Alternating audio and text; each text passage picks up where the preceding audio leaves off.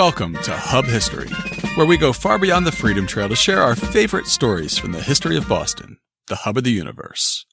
This is episode 143, The Secret Tunnels of Boston's North End. Hi, I'm Jake. This week, I'm talking about the so-called secret pirate tunnels, or smugglers' tunnels, that are supposedly hidden under the streets of Boston's North End. If you've ever taken a walking tour of the North End, or if you've talked to the old-timers in the neighborhood, you've probably heard stories about a network of secret tunnels that connected the wharves to the basements of houses, Old North Church, and even the crypts in Copp's Hill burying ground. Sometimes the tunnels are attributed to a Captain Gruchy, who's often called a pirate or a smuggler, and who's portrayed as a shadowy figure. It doesn't take much research to debunk this version of the story, and yet there is historical evidence for tunnels under the streets of the North End. This week, we'll take a look at that evidence and try to separate fact from fiction. But before we talk about the truth and legends of the pirate tunnels, it's time for this week's Boston Book Club selection and our upcoming historical event.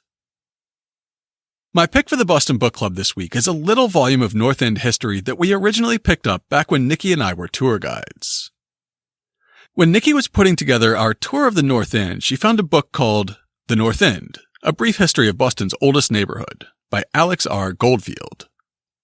I didn't realize until I read the author's bio today that he's also a Boston tour guide, which probably helps explain why his perspective was so helpful when we researched the tour. Here's how the publisher describes it. Before evolving into a thriving Little Italy, Boston's North End saw a tangled parade of military, religious, and cultural change. Home to prominent historical figures such as Paul Revere, this neighborhood also played host to Samuel Adams and the North End Caucus, which masterminded the infamous Boston Tea Party, as well as the city's first African-American church. From the Boston Massacre to Revere's heroic ride, the North End embodies almost 4 centuries of strife and celebration, international influence, and true American spirit. A small but storied stretch of land, the North End remains the oldest neighborhood in one of the country's most historic cities. We'll have a link to purchase the book in this week's show notes at hubhistory.com/143. And for our upcoming event this week, I guess we're going to continue with the tour guide theme. This time we're featuring a walking tour of Boston's women's history from author Jen Diederich. Diederich is the author of a new graphic work called She the People, which we know has been in the work for many years because she discussed the challenging research process at History Camp Boston back in 2015. Now she's out with a book subtitled A Graphic History of Uprisings, Breakdowns, Setbacks, Revolts, and Enduring Hope on the Unfinished Road to Women's Equality. The She the People walking tour brings that history home to Boston. Here's how the author describes it. With stops at places referred to in my book She the People, or related to people I discuss, this walking tour gives a sense of the layers of women's history in Boston, from before 1776 to now. We start at the first public reading of the Declaration of Independence in Boston, and end with one of our great contributions to 2018's woman-led Blue Wave. The last in our series of tours is coming up on August 7th at 9 a.m. The tour will cover about 3 miles in 2 hours, with opportunities for rest and bathroom breaks. Let your guide know if you require any accommodations to make the tour accessible. Advanced registration is $15, or for just $30, you can get a signed copy of the book along with your tour. We'll have a link to the event page in the show notes this week at hubhistory.com/143. Before we move on with the show, I want to say thank you again to Liberty & Co., who are back as this week's sponsor. Liberty & Co. sells unique items inspired by the American Revolution, many with themes tied to the historical events, locations, and people of Boston's past. They have a Green Dragon Tavern mug, T-shirts for Paul Revere's Bell Foundry and the Boston Massacre, and designs for the law practice of John Adams available as T-shirts, stickers, and magnets. Another unique product that Liberty & Co. offers is an exclusive Candles of the Revolution series. Experts say that the sense of smell is closely tied to memory, so imagine remembering the Boston Tea Party through a candle that smells just like black tea. Or put yourself in Abigail Adams' garden with a Peacefield candle that has a blooming wisteria scent. You can get 20% off your order and help support the show when you shop at libertyand.co and use discount code HUBHISTORY at checkout. That's libertyand.co and use the discount code HUBHISTORY. And now it's time for this week's main topic. For as long as I can remember, there have been rumors about secret tunnels under the streets of the North End that were used by smugglers or pirates.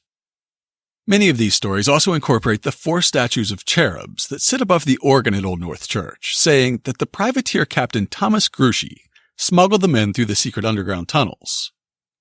It's a story that I've heard in anecdotes and on walking tours, and it's even one that I've repeated back in my tour guide days. Word about the secret tunnels must be spreading because about a year ago we got an email from a listener named Dan who was going to be visiting Boston.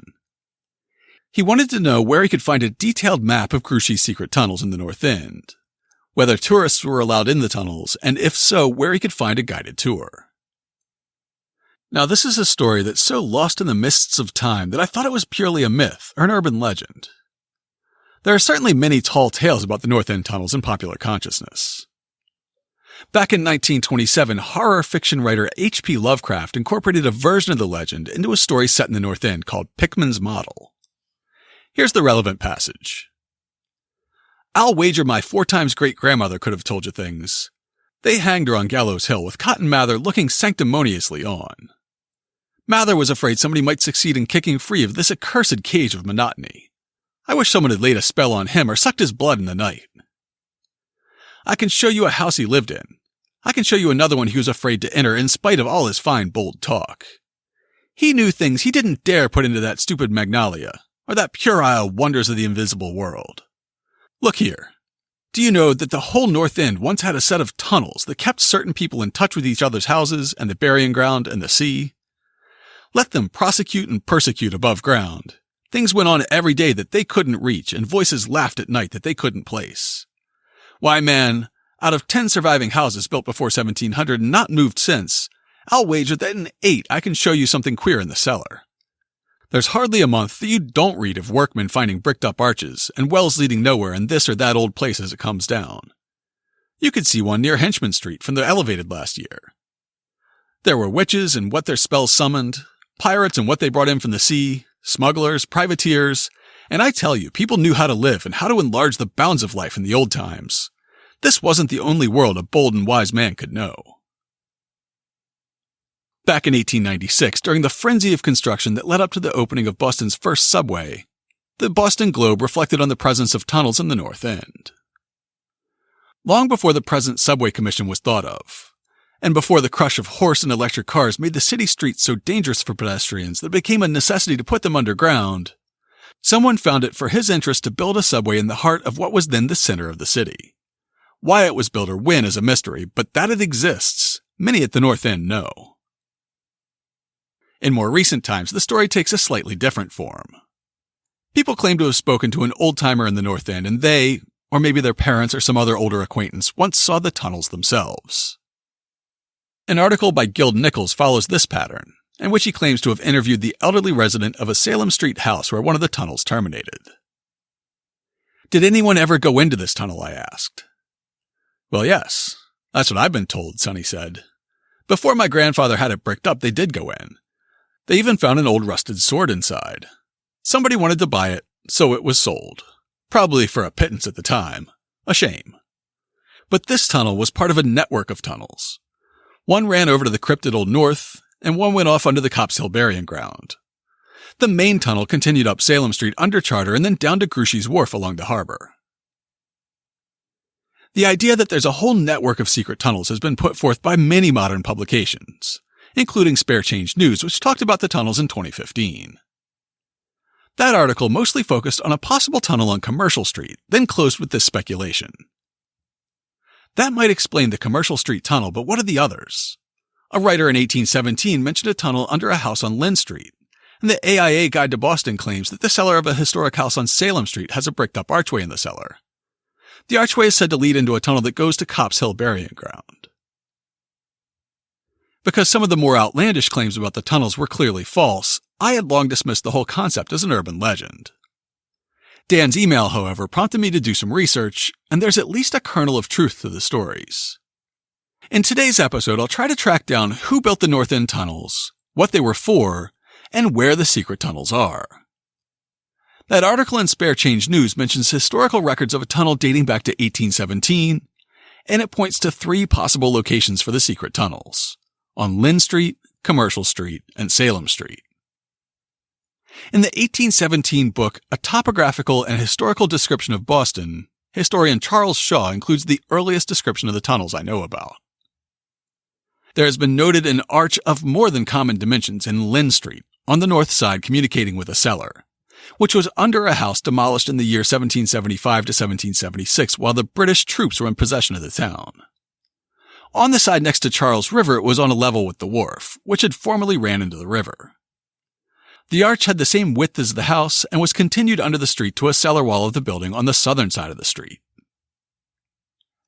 In 1873, historian Samuel Adams Drake wrote about the tunnels in his book, Old Landmarks and Historic Personages of Boston. He mentions the Lynn Street Tunnel and pinpoints it at the corner with the delightfully named Hinchman Lane. At the foot of Hinchman's Lane, when the work of excavation was proceeding at this point, there was uncovered an arch built of brick of large dimensions with an opening at the waterside. There was originally a high bank at this place, the arch spanning the then Lynn Street and communicating with the cellar of a house on the north side. About 40 years ago, when digging for the foundation of the houses on the east side of the street, the remains of the arch were found, and are still to be seen in the cellar of the house opposite Hinchman's Lane.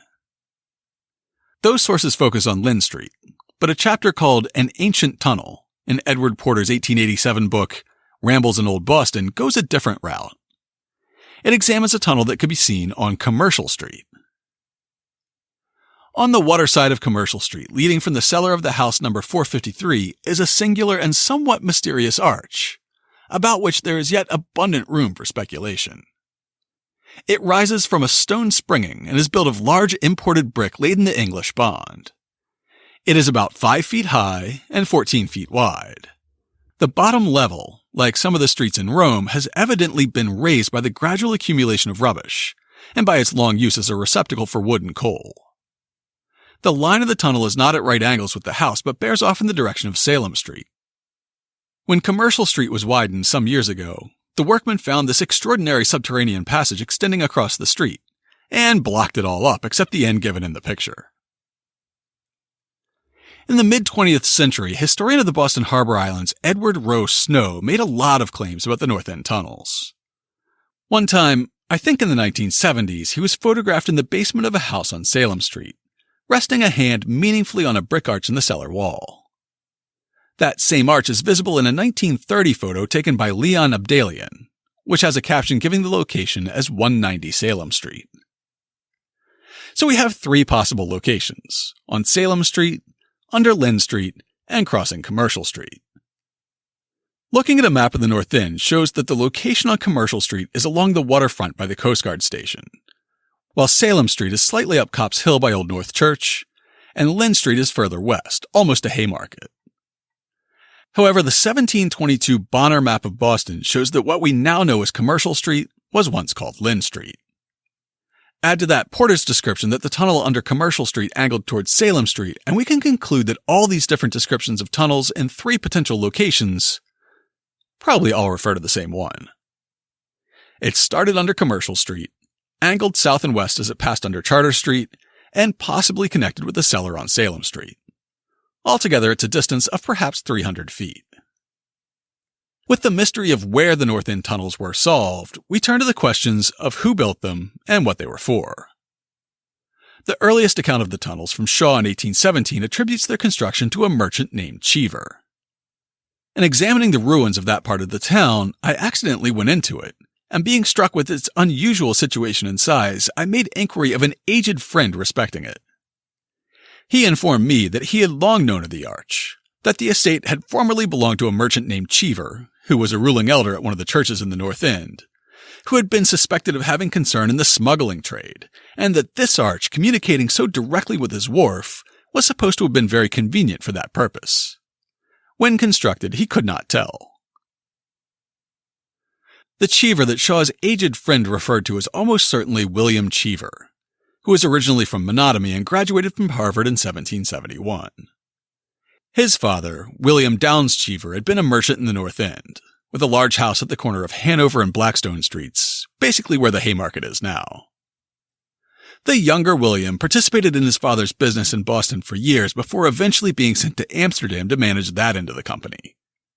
When he returned to Boston in 1784, he bought a house at the corner of Battery and Commercial Streets. The elder Cheever's business was too far inland to benefit from a smuggler's tunnel, and the younger Cheever's house was about 3 blocks away from the tunnel's mouth. Plus, young William moved back to Boston after the Revolution, when there was no longer a need to smuggle goods into Boston to avoid paying duties to the crown.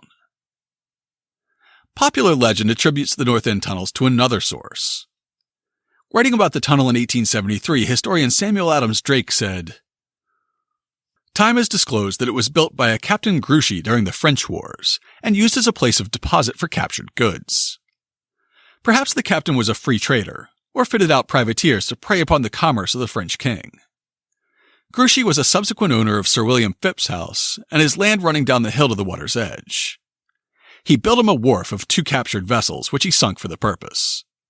These old arches were a unique feature of Old Boston, and doubtless began to be built at the time Randolph made the attempt to collect the king's excise. Another is noted built by Edward Hutchinson from his house on North Street." In an 1881 children's book, Drake adds, "The mouth of the arch, which was large enough for boats to enter, was concealed by a wharf running out into the river, and so the king was cheated of his share." Drake wrote both adventure stories for young readers and volumes that he considered serious history, but I've often found that when he had to choose between accuracy and a good yarn, his desire for narrative often won. With that in mind, it's perhaps a good idea to cross-reference his account with one from Porter in 1887. A Jersey adventurer cruises along the Spanish Main and captures valuable prizes, which he brings to Boston and sells to great advantage. Becoming rich, he concludes to make this his home, and buys of John Ruck in 1745 the famous mansion of Sir William Phipps, with its fine equipment of ballroom, guest chambers, servants' hall, coach house, stables, gardens, terraces, and shade trees. Having set up such an establishment, he has no difficulty in finding friends. His entertainments are gay and costly. He becomes one of the great men of the town, a benefactor of Christ Church, a tithing man, a fire ward, a chairman of committees, and a subscriber to public improvements. He owns wharves at the foot of the hill. He buys Butler's warehouse and Dumoresque's great distillery, extending his possessions along the shore by the old ferryway so that Gruchy's Flats are still remembered as a once familiar name for that section. But all this glory comes to an untimely end.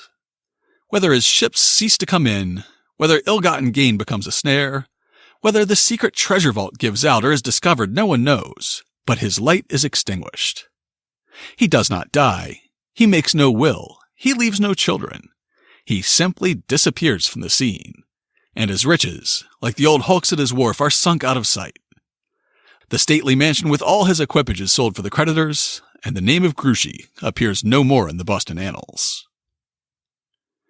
Porter's account hews closer to the truth. Thomas Gruchy was a sea captain who originally hailed from Jersey. Old Jersey, that is, the Channel Island off the coast of England. He was the son of a ship's rigger, and he went to sea at a young age. By the time he moved to the town of Boston in 1741, he was a fairly well-to-do mariner, and he purchased a box pew at Christ Church, which we know as Old North Church, soon after arriving. A few years later, as you might remember from our show about the siege of Louisbourg, a new war broke out between England and France in 1744. Unlike many later colonial wars, King George's War was fought mostly on the North American continent, and was fought mostly by the colonists themselves. On land, that meant that a Massachusetts militia would attack the strongest French fortress in North America in 1745. And at sea, it meant a heavy reliance on privateers to harass the enemy's shipping. Privateers were, as the name implies, privately owned vessels that were fitted out for war, and issued a letter of marque from their government authorizing them to attack vessels belonging to an enemy country. The privateer crew and owners, often investors, would keep the captured vessels and cargo, splitting up the proceeds amongst themselves. In January of 1744, Captain Gruchy, 2 churchwardens, and 3 other members of Christ Church all pooled their money to purchase a ship called the Queen of Hungary. With Gruchy in command, their privateering was very profitable. They made a number of captures before the end of 1744, making Gruchy and the other investors reasonably wealthy. With his share of the money, Gruchy bought a mansion at the corner of Salem and Charter Streets that had once belonged to Governor Sir William Phipps. As you may recall from our show about the legend of the governor's gold, Phipps himself had amassed an enormous fortune by discovering a sunken Spanish treasure galleon and recovering the treasure. Now, Gruchy could use the proceeds from his career attacking Spanish and French ships to move into the same mansion. After another successful cruise the following year, Gruchy and his investors wanted to make a significant gift to their church. A 2016 article on the Old North Church blog quotes from the vestry records of 1746.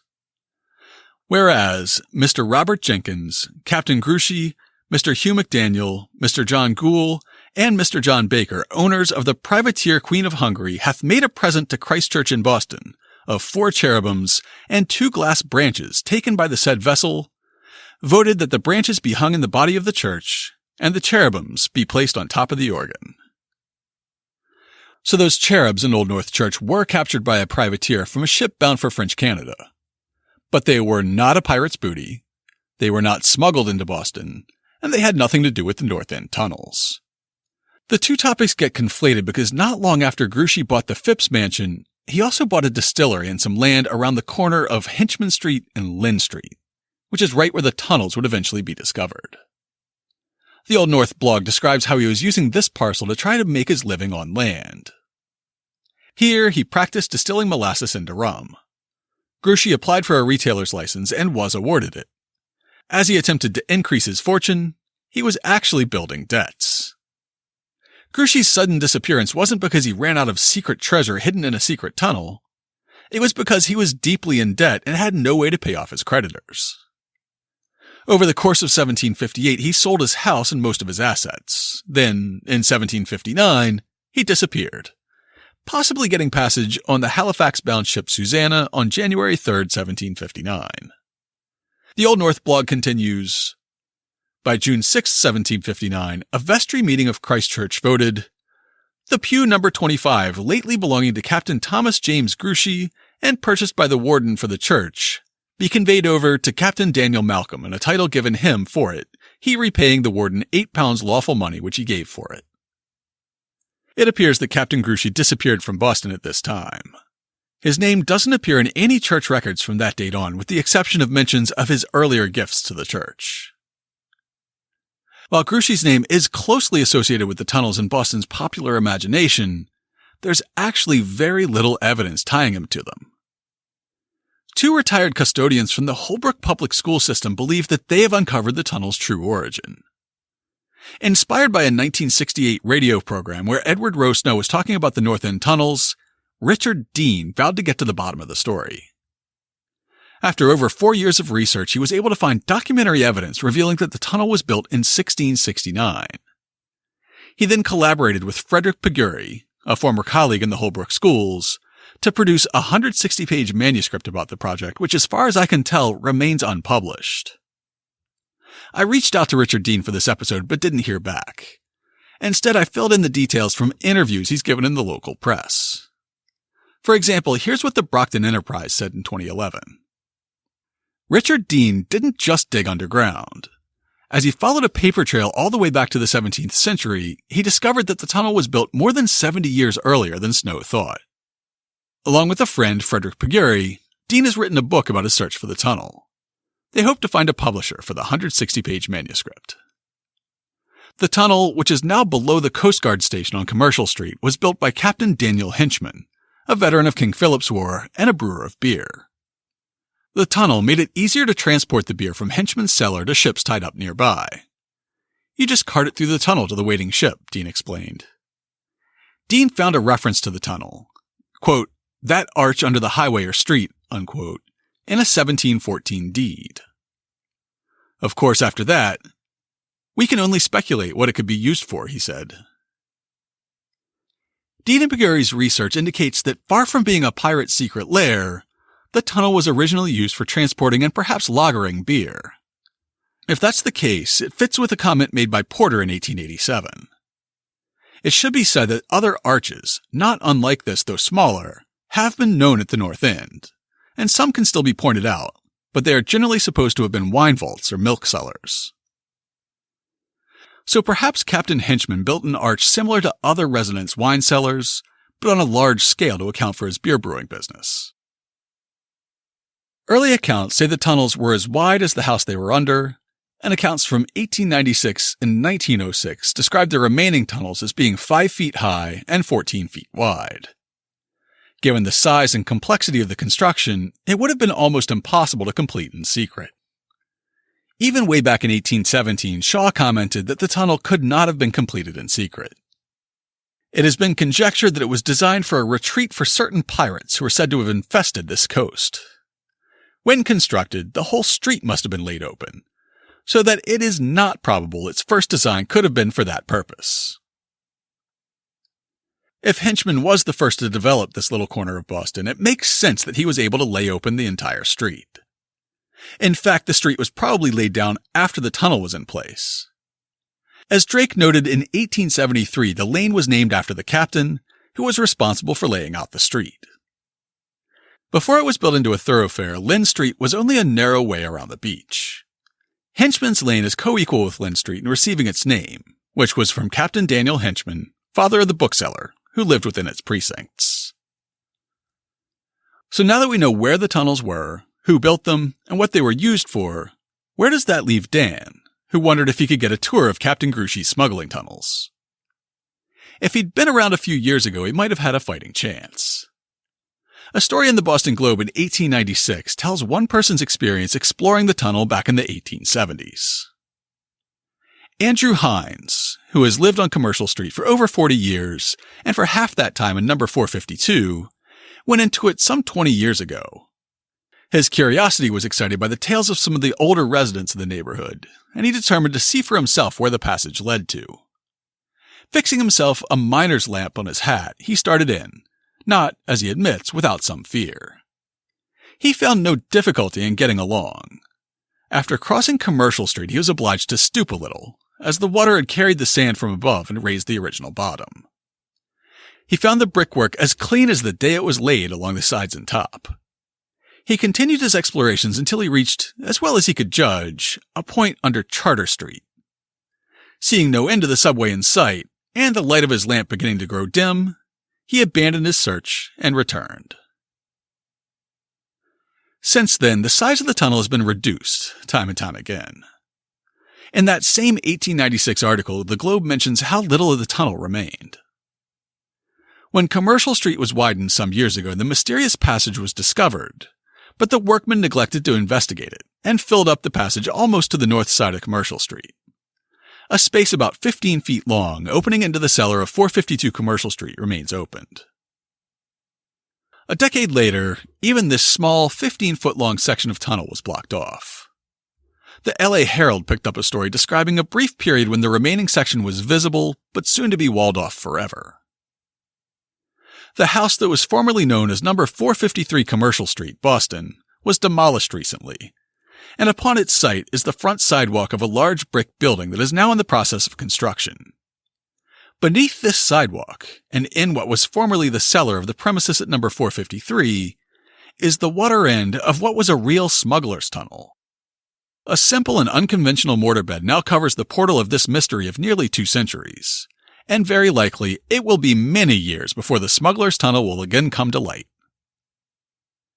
They were right, and it was in fact many years before the so-called smuggler's tunnel came to light again. In 1972, Holbrook custodian Richard Dean wasn't just digging through the archives looking for old deeds. He was also trying to get permission to dig up the street and search of the tunnel itself.